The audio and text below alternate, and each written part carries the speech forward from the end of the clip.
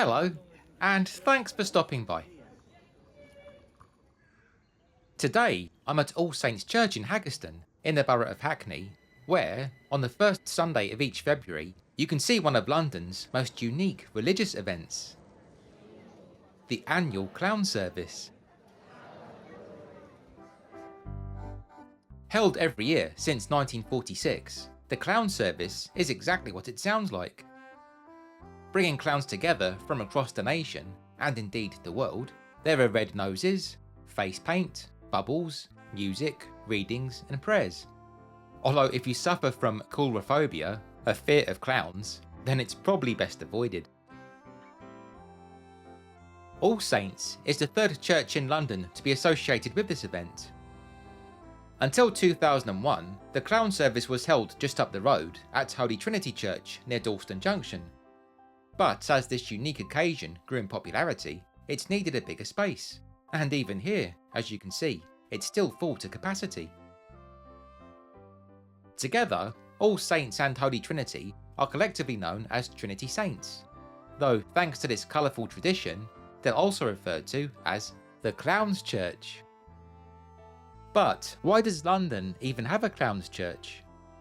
Well, to answer that, we need to head down to Islington's Pentonville Road.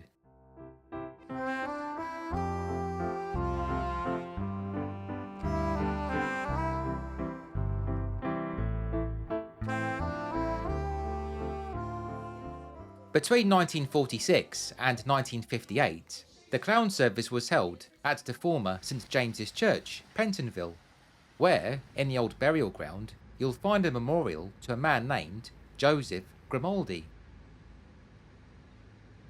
Joseph Grimaldi is indeed buried within these grounds, although the gravestone you see here has since been moved across to this location. It was here that the clown church itself began, when a group from the International Circus Clowns Club gathered at St James's to pay tribute to Joseph and lay a wreath on his grave, for clowns consider Joseph Grimaldi to be the father of their profession.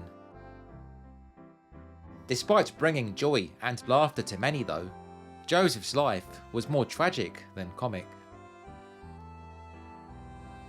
Joseph Grimaldi was born in December 1778 into a family of performers who, as you may well guess from the Grimaldi surname, hailed from Italy, Genoa to be precise. Joseph's grandfather, John Baptist Grimaldi, was a celebrated dancer, nicknamed Iron Legs, although by day he worked as a dentist, a rather gruesome prospect in the early 18th century. Joseph's father, meanwhile, Giuseppe Grimaldi, known rather grandly on stage as the Signor, moved to London in the 1750s and quickly established himself as a well-known comic actor. Giuseppe found success playing Pantalone, a traditional stock character from Italian comic theatre who's portrayed as a miserly old codger.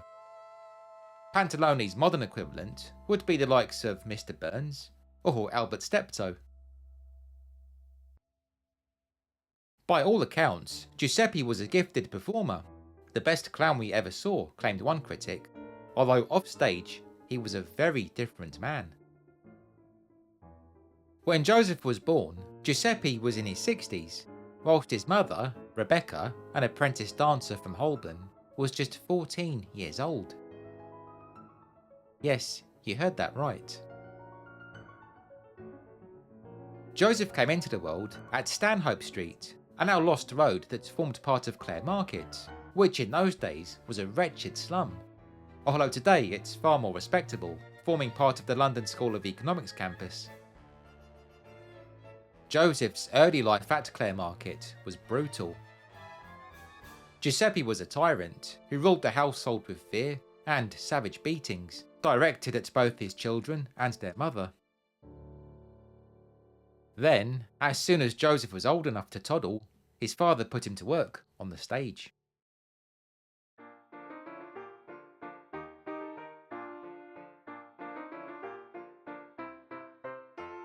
Joseph Grimaldi made his theatrical debut in 1781 at the tender age of 2, appearing as a tiny dancer in a pantomime at Sadler's Wells, and from that moment on, he became a permanent fixture of London's theatre scene.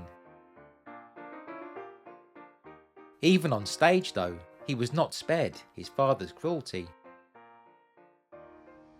At the age of 6, Joseph was made to perform as a dancing monkey, and was swung around on a chain by his father, no doubt to much hilarity.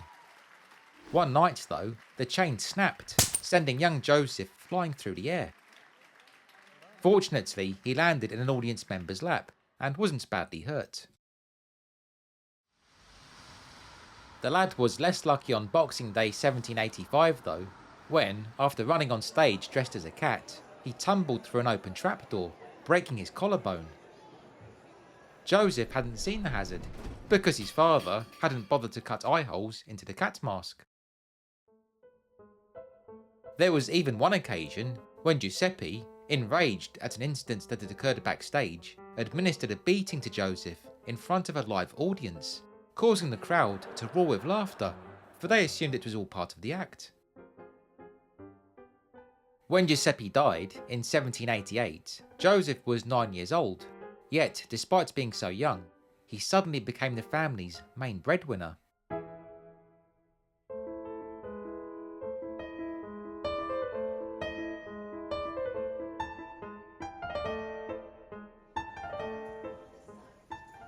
Following his father's death, Joseph and his mother Rebecca moved to Great World Street in Covent Garden, just moments away from the Theatre Royal, Drury Lane. Although still a child, Joseph was already well regarded in theatrical circles. Fondly known as Clever Little Joe, he soon found himself employed by Drury Lane and Sadler's Wells, often working both theatres on the same night. As he grew older, Joseph became increasingly serious about his craft, and paid special attention to how props were created. He'd later go on to design and build many of his own props, including, in 1810, a rather creepy figure dubbed the Vegetable Man, a creature supposedly formed from vegetables that came to life on stage. There's a theory that this cobbled together monster may have influenced Mary Shelley when she came to write Frankenstein, but that's only speculation of course. In 1799, Joseph married a woman named Maria Hughes at St George's Church, Hanover Square, and the couple moved to 37 Penton Street, Islington. Tragically, just 1 year later, Maria died in childbirth, and the baby died with her. Devastated, Joseph couldn't bear to remain at Penton Street, and so moved to Spa Field, Clerkenwell, then to a house at 4 Baines Row, the site now known as Mount Pleasant. Following Maria's death, Joseph threw himself into his work. He also found solace in his butterfly collection, a hobby he'd enjoyed since childhood. By 1800, he'd managed to accumulate around 4,000 specimens, which were displayed in special cabinets. However, one evening, whilst he was away rehearsing, a local gang broke into Joseph's house and destroyed almost all of his beloved, delicate collection. It was, as Charles Dickens would later say, an act of the most heartless cruelty, and in the wake of this vile crime, Joseph never collected butterflies again.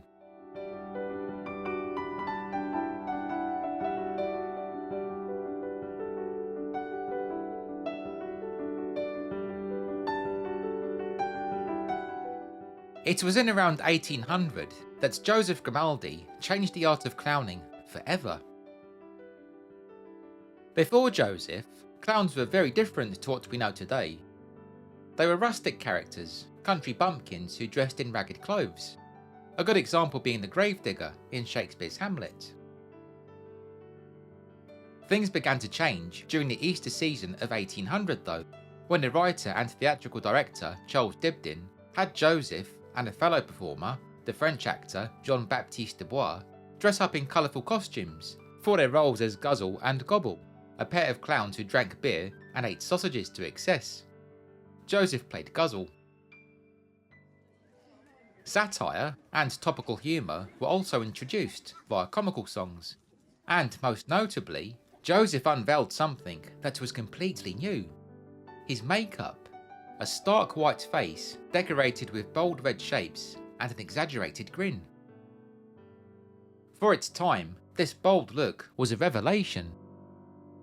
Not only did it make Joseph more prominent on stage, it also created a distinctive and instantly recognisable character, an alter ego who became known as Joey. For many years, the word Joey was itself a byword for a clown, and Grimaldi, with his unique look, sharp wit, and daredevil acrobatics, laid the foundations for future comics to create their own distinct characters, a tradition later carried on by masters of physical comedy such as Charlie Chaplin, Buster Keaton, and Laurel and Hardy. Merchandise followed too, figurines, song sheets and prints, all of which were snapped up by Joseph's fans. And, noting how effective his look was, other clowns began to emulate Joseph's makeup. This is why clowns still honour Joseph Grimaldi today, for as well as being a much beloved entertainer, he also defined modern clowning itself.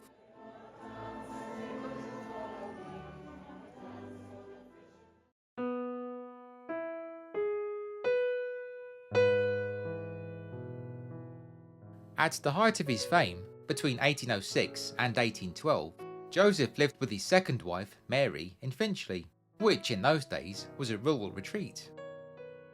Their home was called Fallow Cottage, although Joseph referred to it as Tippety Cottage, in honour of one of his most famous songs. Sadly, the cottage was demolished in 1939, although the site is now marked by this blue plaque on Greywood Court. Joseph and Mary later moved back to central London, settling on Exmouth Market, just minutes away from Sadler's Wells. Their former home there still exists today, which again is marked by a blue plaque. Offstage, Joseph was a quiet, introspective man who suffered from depression, or as it was known in those days, melancholia, something it said he'd darkly joke about by stating that although he made people laugh at night, he was in fact grim all day.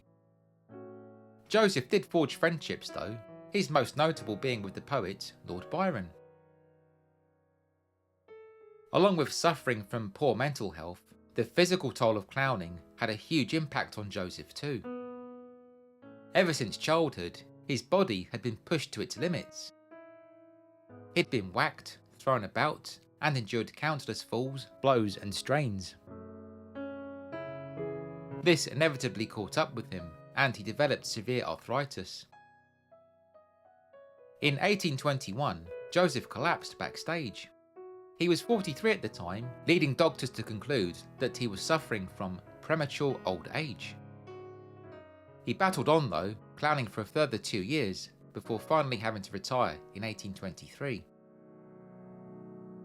Joseph Grimaldi's final appearance on stage took place on the 27th of June that year, when, at the Drury Lane Theatre, he sat before an audience, sharing jokes and anecdotes about his life, whilst slowly, and symbolically, removing his Joey makeup for the very last time. Towards the end of this appearance, Joseph, understandably, became very emotional, telling the audience that the time had now come for him to leave, with a farewell on his lips and a tear in his eyes.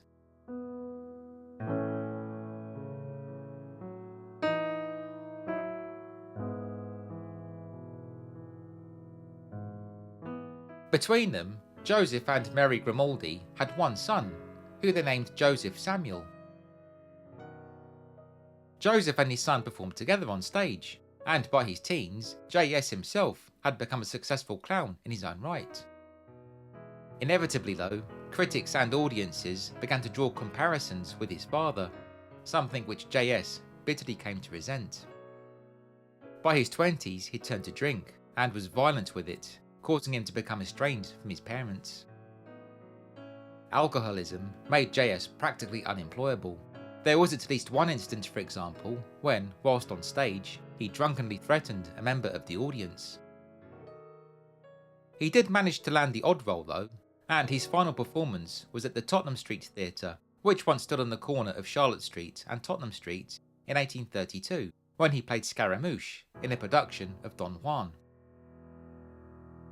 It was during the run of Don Juan that, after suffering convulsions, JS collapsed and died at his lodgings on Pitt Street, now Scala Street, at the age of just 30. The cause of Joseph Samuel's death remains a mystery.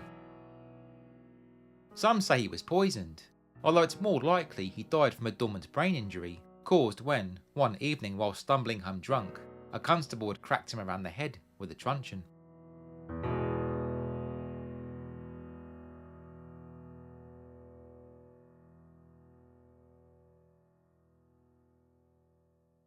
Just 2 days before their son J.S. died, Mary Grimaldi suffered a stroke, and she passed away 2 years later.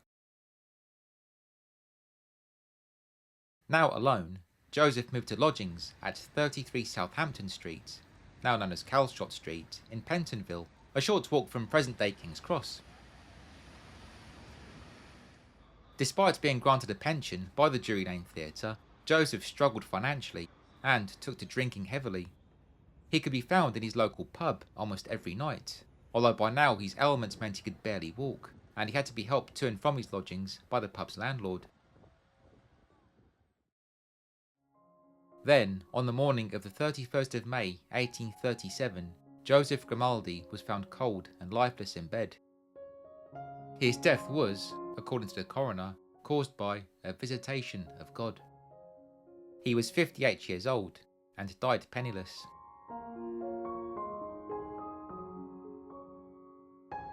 Joseph was buried on the 5th of June 1837 in the churchyard of St James's, Pentonville, just around the corner from his final home.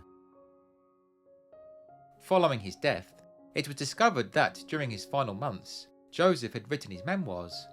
The task of editing the great Grimaldi's autobiography was handed to a young Charles Dickens, then still using his pen name Boz, with illustrations provided by Dickens' frequent collaborator, George Cruikshank. As this newspaper cutting shows, clowns have gathered to pay tribute to Joseph Grimaldi's grave since at least 1939.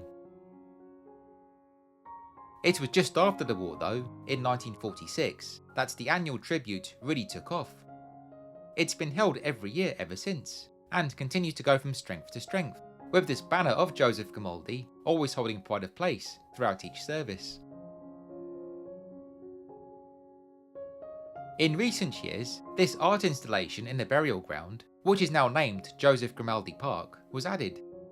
2 coffin-shaped keyboards, which encourage you to, quite literally, dance on Joseph's grave. They're a bit rusty nowadays, but when used correctly, these keys, which have bells beneath them, can be used to ring out the tune to Hot Codlings, a tune made popular by Joseph Grimaldi. I'm pretty sure Joey would have approved.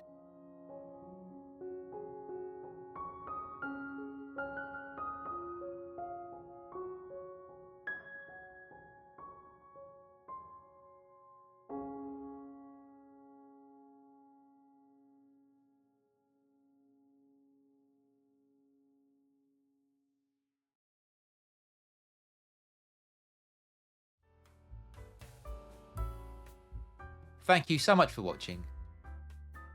I hope you enjoyed this look at London's clown service and the life of Joseph Grimaldi, and as ever, I'd love to hear your own thoughts. Was the clown service something that you were aware of? If so, have you attended it yourself?